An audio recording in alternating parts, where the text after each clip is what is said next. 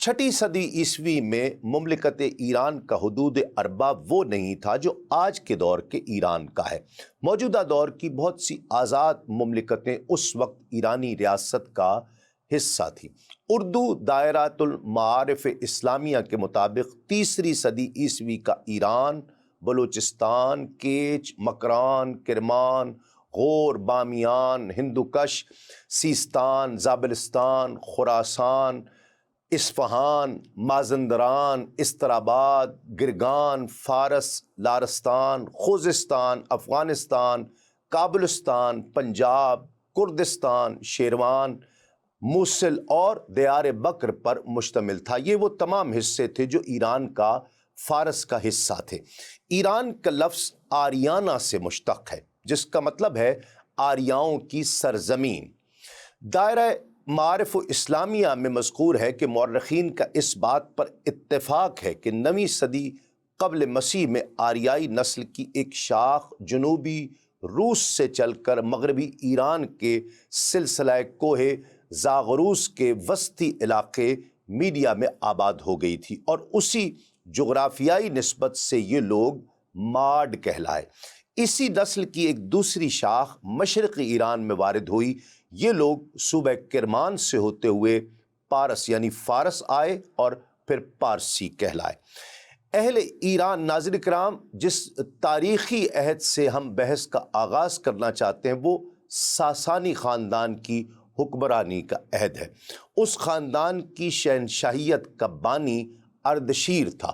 اس نے 28 اپریل 224 عیسوی میں تیسفون کو فتح کیا، اور جب وہ اس شہر میں فاتحانہ شان و شوکت سے داخل ہوا تو اس نے آشکانی خاندان کے جانشین ہونے کا دعویٰ کر دیا۔ اس طرح ساسانی خاندان کی حکمرانی کا آغاز ہوا۔ اہل ایران کے عقائد کے بارے میں بریگیڈیئر جنرل سر پرسی سائکس نے اپنی کتاب دی ہسٹری آف پرشیا میں لکھا ہے کہ آریہ قوم مظاہر پرستی کا شکار تھی۔ روشنی، شفاف آسمان، آگ، ہوائیں، حیات بخش بارشیں، ان سب کی مقدس معبود کی طرح پرستش کی جاتی تھی، جبکہ ظلمت اور قحط سالی کو ملعون دیوتا تصور کیا جاتا تھا۔ اس مشرکانہ نظام میں آسمانوں کو بڑی اہمیت دی جاتی تھی۔ سورج کو آسمان کی آنکھ کہا جاتا تھا، اور روشنی کو آسمان کا فرزند یا بیٹا کہا جاتا تھا۔ آسمانی دیوتا وارونا، جسے یونانی یورینس کہتے تھے، اس کو سب سے بڑے خدا کی حیثیت سے اس وقت پوجا جاتا تھا۔ اس کے علاوہ متھرا، جو روشنی کا دیوتا تھا، اس کی بھی پوجا کی جاتی تھی۔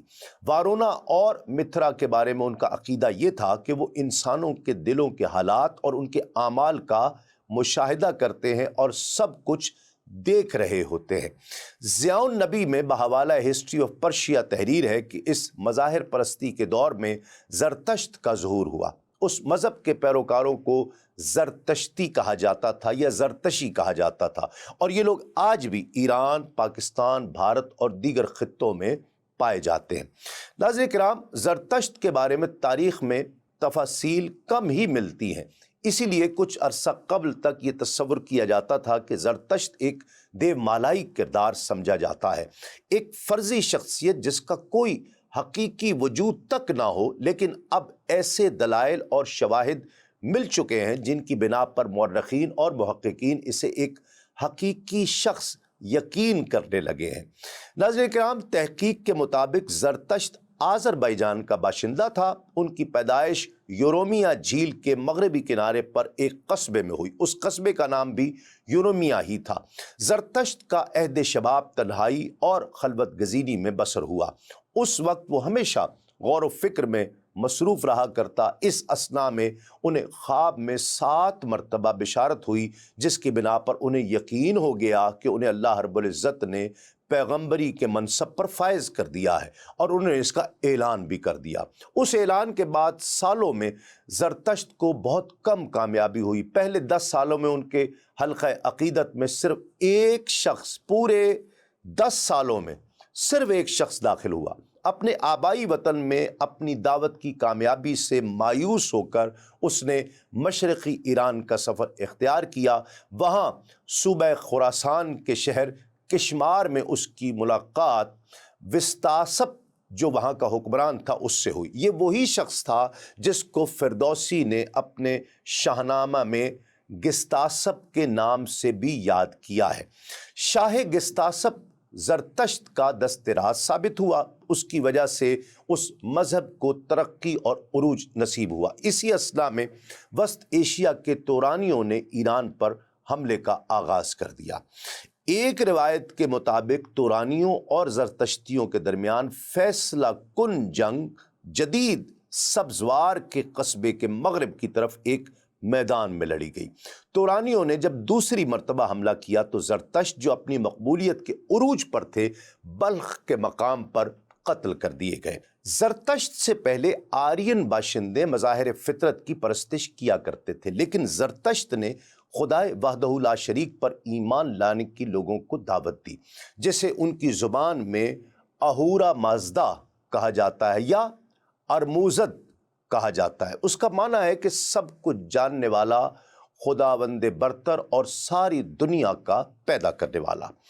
اس حقیقت کا علم اس گفتگو سے ہوتا ہے جو اہورا مزدہ نے زرتشت سے کی۔ اس نے کہا کہ آسمان کو میں بلندیوں پر سلامت رکھتا ہوں جو چمکتا ہے اور دور تک نظر آتا ہے اور زمین کو چاروں طرف سے گھیرے ہوا ہے۔ ناظرین کرام، دی ہسٹری آف ریلیجن کے مطابق زرتشت کا زمانہ 618 سے 541 قبل مسیح تک کا ہے، جبکہ 586 قبل مسیح میں اس کی عمر جب 30 برس تھی اس نے اپنے مذہب کی دعوت کا آغاز کیا تھا۔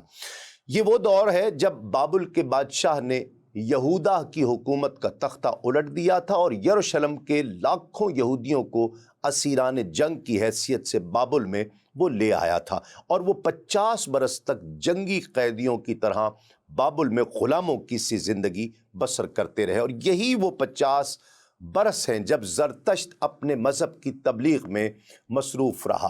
ٹریور تحقیق کے مطابق زرتشت کی وفات 541 قبل مسیح میں ہوئی، یعنی اس واقعے سے صرف 3 سال قبل، جبکہ ایران کے بادشاہ سائرس نے بابل کو فتح کیا اور اسے اپنی ایرانی مملکت کا حصہ بنایا، اور یہودی جو بابل میں اسیری کی زندگی بسر کر رہے تھے ان کو یروشلم واپس جانے کی اجازت دے دی۔ ناظرین اکرام، یقیناً وہ لوگ زرتشت کی تعلیم سے متاثر ہوئے ہوں گے، اور ان اثرات کا صحیح اندازہ اس وقت ہوتا ہے جب یہودی مذہب کے ان نظریات کا جو اس جلا وطنی سے پہلے تھے موازنہ ان کے ان عقائد سے کیا جائے جن کو انہوں نے بابل کی جلا وطنی سے واپسی کے بعد اپنا لیا تھا۔ اہورا مزدہ جو کہ سراپا خیر قوت کا نام تھا، اس کی ہم عصر اور ہم پلہ ایک برائی کی طاقت بھی تھی جسے فارسی لوگ اہرمن کہتے تھے۔ خیر و شر کی ان دونوں قوتوں کے درمیان ان کے نزدیک روز اول سے باہمی تنازع جاری ہے، کبھی خیر کو فتح حاصل ہوتی ہے اور کبھی برائی کا پلہ بھاری ہو جاتا ہے۔ دا ہسٹری آف پرشیا کے مطابق جب کوئی سرتشتی قریب المرگ ہو جاتا ہے تو روٹی کا ایک ٹکڑا اس کے سینے پر رکھ دیا جاتا ہے اور ایک کتا اس کے قریب لایا جاتا ہے۔ اگر وہ کتا اس روٹی کے ٹکڑے کو کھا لے تو سمجھ لیا جاتا ہے کہ یہ شخص مر گیا ہے۔ قریب مرگ آدمی کے پاس ایک رسم ادا کی جاتی ہے جسے سگدید کہا جاتا ہے۔ اس کا طریقہ یہ ہے کہ زرد رنگ کا کتا جس کی 4 آنکھیں ہوں یا ایک سفید رنگ کا کتا جس کے بھورے کان ہوں، وہ اس قریب المرگ آدمی جو مرنے والا ہے اس کے قریب لایا جاتا ہے، اور وہ سمجھتے ہیں کہ کتے کے دیدار سے شیطان اس مرنے والے کی لاش میں گھسنے کی جو کوشش کر رہا ہوتا ہے وہ اس کوشش میں ناکام ہو جاتا ہے۔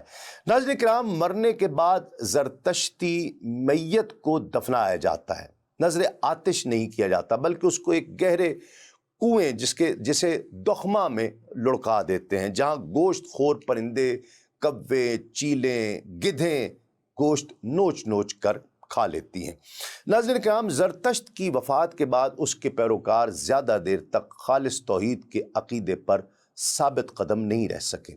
سرپرسی سائکس اس کی وجہ لکھتے ہیں کہ زرتشتی جب ترک وطن کر کے بحیرہ قزوین کے مغرب میں پہنچے تو یہاں کی آبادی کو آگ کی از حد تکریم کرتے ہوئے پایا، کیونکہ یہاں آگ زمین سے شعلوں کی صورت میں نکل رہی تھی۔ اگرچہ ناظرین کرام ارد گرد کا کوہستانی علاقہ برف کی چادر سے ڈھکا ہوا تھا، آگ کے شعلے کا یوں بلند ہونا بڑا ایک دلکش اور دل فریب منظر پیش کرتا تھا، اس کے بجائے کہ وہ اس کو اللہ رب العزت کی قدرت کی ایک بہت بڑی دلیل سمجھتے، لوگوں نے اس کو اپنا معبود بنا لیا اور اس طرح زرتشتیوں کو بھی آگ کا پجاری کہا جانے لگا۔ آج بھی آگ کے تقدس کا قدیم تصور باقی ہے، کیونکہ ایرانی پارسی آج بھی نہ موم بتی کو بجھاتے ہیں، بجھنے نہیں دیتے، اور نہ جلتی ہوئی لکڑی کو بجھاتے ہیں۔ سگرٹ نوشی ان کے ہاں قطعاً ممنوع ہے، اس لیے کہ اس میں آگ ہوتی ہے۔ ناظرین کرام اب تذکرہ کرتے ہیں اس دور کے ایران کے سیاسی حالات کا۔ ساسانی خاندان کے عہد حکومت میں ایران کے سیاسی حالات بیان کرنے سے پہلے پارتھیا کے عہد اقتدار میں ایران کے سیاسی حالات کا تذکرہ ضروری ہے تاکہ اسے سمجھا جا سکے۔ پارتھیا کے عہد حکومت میں ایران کے 7 خاندانوں کو سیاسی اور معاشی لحاظ سے دیگر ایرانی قبائل پر برتری حاصل تھی۔ ان 7 خاندانوں میں 2 تو شاہی خاندان تھے، ان کے علاوہ 5 خاندانوں میں سے 2 خاندان امتیازی شان کے مالک تھے۔ ایک تو سورین کا خاندان تھا، اس خاندان کو بادشاہ کو تاج پہنانے کا موروثی حق حاصل تھا، اور دوسرا قارین کا خاندان تھا۔ ان گھرانوں میں جو لوگ گاؤں کے سربراہ ہوا کرتے تھے وہی حکومت کے مدار اور مہام ہوا کرتے تھے، اور انہی میں وہ بڑے بڑے باج گزار حاکم تھے جو شاہی فوج کے لیے اپنی رعایا سے سپاہی بھرتی کرایا کرتے تھے۔ رعایا یا کسان جن کے ذمہ فوجی خدمت ہوا کرتی، وہ ان طاقتور سرداروں کے قبضے میں ایک طرح کی غلامی کی زندگی بسر کیا کرتے تھے۔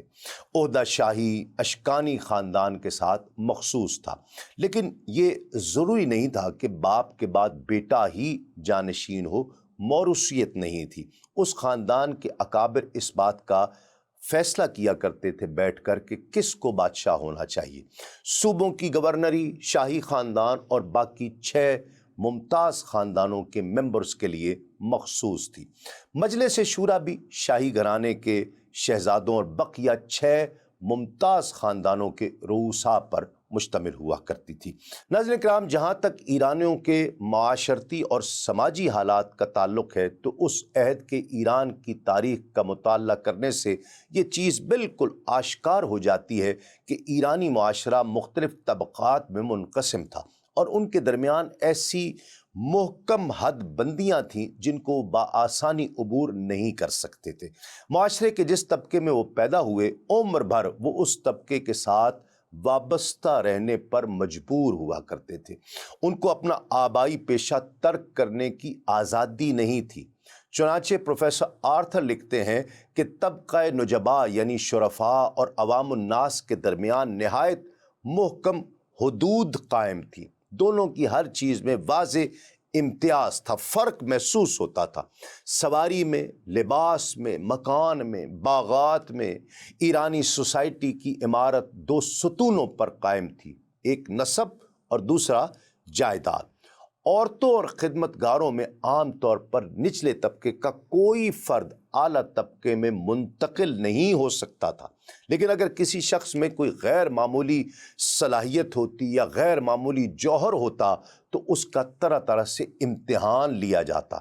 اگر وہ ان تمام آزمائشوں میں پورا اتر جاتا تو پھر اس کو اعلیٰ طبقے میں داخل ہونے کی اجازت ملا کرتی تھی، لیکن یہ عملاً شاذ و نادر ہی ایسا ہوا کرتا تھا۔ ناظرین کرام بعہد ساسانیان میں تحریر ہے کہ معاشی لحاظ سے ایرانی سوسائٹی 2 بہت ہی واضح طبقوں میں بٹی ہوئی تھی۔ ایک تو تھا طبقہ امراء، رؤساء، جاگیرداروں کا طبقہ، اور فوجی جرنیلوں کا مراعات یافتہ طبقہ تھا۔ ان کے پاس سارے ملک کی دولت یوں سمجھ لیجئے کہ سمٹ کر ان کے پاس آ گئی تھی۔ اگرچہ ایران کا سرکاری مذہب زرتشتی تھا اور اس کی شریعت میں زراعت کو بڑی اہمیت حاصل تھی، ان کی مذہبی کتب میں اس پیشے کو عظیم اور मुक़द्दस पेशा कहा गया था। उसके बावजूद नाज़रीन किराम किसानों की हालत बहुत काबिल रहम थी। वो अपनी ज़मीन के साथ बंधे रहा करते थे, उनसे हर तरह की बेगार और जबरी खिदमत की जाती थी। जब फ़ौज किसी मैदान जंग की तरफ कूच करती तो उन बेचारे किसानों के बड़े बड़े गिरोह उनके पीछे चला करते थे ताकि फ़ौजियों की खिदमत बजा लाए और उनके हर हुक्म की तामील के लिए हम वक्त हाजिर रहें। उस पर मज़ीद सितम ये कि उन गरीबों को किसी किस्म की तनख्वाह या उजरत नहीं दी जाती थी। कानून भी उस गरीब तबके की ज़्यादा हिमायत नहीं करता था। उमरा अपने ज़ेर फरमान किसानों, ग़ुलामों और रियाया की ज़िंदगी और मौत का अपने आप को मालिक और मुख्तार समझा करते थे। किसानों का ताल्लुक बड़े ज़मींदार के साथ तकरीबन वैसा ही था जैसे ग़ुलामों का ताल्लुक अपने आकाओं के साथ हुआ करता है। वो इस बात के भी बहुत पाबंद हुआ करते थे कि बवक्त ज़रूरत फ़ौजी खिदमत अंजाम देने के वो पाबंद रहेंगे। नाज़रीन इकराम, टैक्सेस का सिलसिला भी ख़त्म होने पर नहीं आता था। नित नए टैक्स काश्तकारों पर लगाए जाते थे जिन्हें उनकी कमर तोड़ कर रखती थी। इसलिए बहुत से काश्तकारों ने ज़राअत का पेशा ही तर्क कर दिया, हालांकि उनके यहाँ ये एक मुक़द्दस पेशा था। अगरचे फ़ौज में भर्ती होने से टैक्सेस का बोझ कम हो जाता था, लेकिन उन्हें उन बेमकसद और खूनरेज़ जंगों से कोई दिलचस्पी नहीं थी जिनमें हुक्मरान तबके ने अपनी रियाया को हर तरफ उलझा रखा था। उन्होंने इबादत गाहों और खानकाहों में पनाह लेना शुरू कर दी। इससे बेरोज़गारी और जराइम में रोज़ बरोज़ इजाफा होता जाता था। लोग नाजायज़ तरीक़ों से रुपया बटोरने की बीमारी का बुरी तरह शिकार हो गए। नाज़रीन किराम, द हिस्ट्री ऑफ पर्शिया के मुताबिक अखलाकी लिहाज से भी ईरानी मुआशरा ज़वाल और इन्हितात की गहरी पस्तियों में गिर चुका हुआ था। जिस माशरे में नाज़रीन किराम अस्तग़फ़िरुल्लाह बेटी और बहन तक को अपनी मनकूहा बनाना गवारा कर लिया जाता हो, बल्कि उसे बाइस रहमत आसमानी ख्याल किया जाता हो, नाउज़ बिल्लाह, और जिस माशरे में अपनी बीवी को आरियतन अपने किसी भी दोस्त के हवाले कर देना एक पसंदीदा और काबिल तारीफ फेल समझा जाता हो, वहाँ ज़ब्त नफ्स के बारे में सोचना और जिनसी बेरारवी पर कोई कदगन लगाना कैसे मुमकिन हो सकता है। इसलिए ज़िना बदकारी का आम रिवाज था। शराब खुले बंदों पी जाती थी, बेची जाती थी, खरीदी जाती थी, बल्कि मजहबी तकरीबात में उसको बड़े एहतमाम से हाज़रीन की तवाज़ो के लिए पेश किया जाता था। उन मुआशी नाहमवारियों और माशरती बेराहरवियों के बायस मज़दक को अपना फ़लसफ़ा पेश करने की जसारत भी हो सकी और उसे नाकाबिल तसव्वुर कामयाबी भी हासिल हुई। नाज़रीन किराम, ईरानी माशरे का माहौल पहले ही इतना ताफ़ुन ज़दा था। ऐसे हालात में कोई ना कोई तब्दीली ज़रूर होती है। एक शख्स मज़दक ने, जो मुअर्रिख़ तबरी के कौल के मुताबिक निशापुर का रहने वाला था, ये ऐलान कर दिया कि तमाम इंसान मुसावी हैं, किसी को किसी पर कोई फ़ौक़ियत और इम्तियाज़ हासिल नहीं है। हर वो चीज़ जो एक इंसान को दूसरे इंसान से बालातर कर दे, वो इस काबिल है कि उसे मिटा कर ही रख दिया जाए। इस दावत में एक तल्ख़ हकीकत थी और वहाँ के मज़लूम, महरूम और बेबस आबादी ज़्यादा बड़ी बेताबी से इस दावत को कबूल करने के लिए तैयार थी। मज़दक ने कहा कि सिर्फ दो चीज़ें ऐसी हैं जो इंसानों को मुख्तलिफ तबक़ात में तक़सीम करती हैं और उनके दरमियान नाजायज़ इम्तियाज़ात की दीवारें चुन देती हैं। वो हैं जायदादें और औरत। क्योंकि सब इंसान मसावी हैं, इसलिए किसी शख्स को किसी जायदाद पर खुसूसी हक़ के मिल्कियत हासिल नहीं हो सकता और कोई औरत किसी एक शख्स की मनकूहा बनकर नहीं रह सकती। इंसानी मुसावात का ये बुनियादी तकाज़ा है कि न कोई जायदाद किसी की मिल्कियत हो और न कोई औरत किसी एक शख्स की मखसूस बीवी बने, बल्कि हर किस्म की जायदाद भी सबके लिए मुश्तरक हो और हर एक उससे इस्तिफादा कर सकता हो और हर औरत भी सबके लिए मुश्तरक हो जाए। दीन इस्लाम के मुख्तलिफ उमूर से आगही के लिए अभी सुनो न्यूज़ का यूट्यूब चैनल सब्सक्राइब कीजिए और बेल आइकन का बटन ज़रूर प्रेस कीजिए